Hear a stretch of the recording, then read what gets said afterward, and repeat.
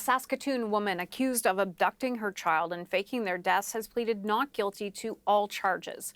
Dawn Walker appeared in a Saskatoon court today after she opted for a trial by judge. Walker and her child disappeared last August, prompting an international search. The pair were found days later in Oregon.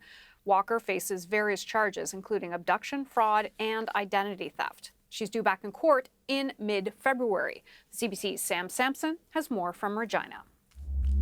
Dawn Walker entered not guilty pleas to all charges that she's facing, as you mentioned there. So that includes abduction, fraud, and identity theft. Earlier this week, she also was in court. She waived her right to a preliminary trial, as well as opted for a judge-only trial. So this will go to trial, which is expected to last about 3 weeks.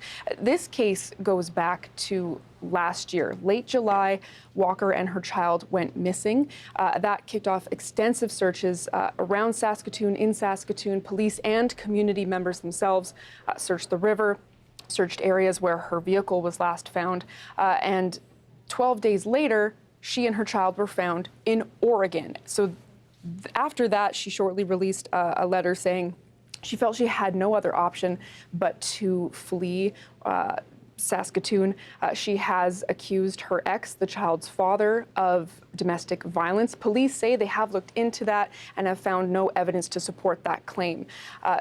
Walker's supporters say that she should be released from custody and that the police should be investigated into how they looked into those domestic violence claims. So as I mentioned, she's expected to be back in court next month, and then the trial is expected to last about 3 weeks. And Sam, how did this incident that you just reminded us of affect the people in Saskatchewan? We heard that this was very traumatizing. This kicked off fears of a missing and murdered Indigenous woman case. There were crowds of people who were searching for Walker and her child. And Walker is, I should say, well known here in Saskatchewan. She's a well-known author across Canada. She's a stand-up comedian. She's from Okanese Cree Nation here in Saskatchewan. She also worked with the Federation of Sovereign Indigenous Nations. She worked for them for about a decade. The chief of that FSIN calling her the quarterback of the community, of the organization, I should say. So this was a very fearful moment for many in this community. And then when she was found, a mixture of relief.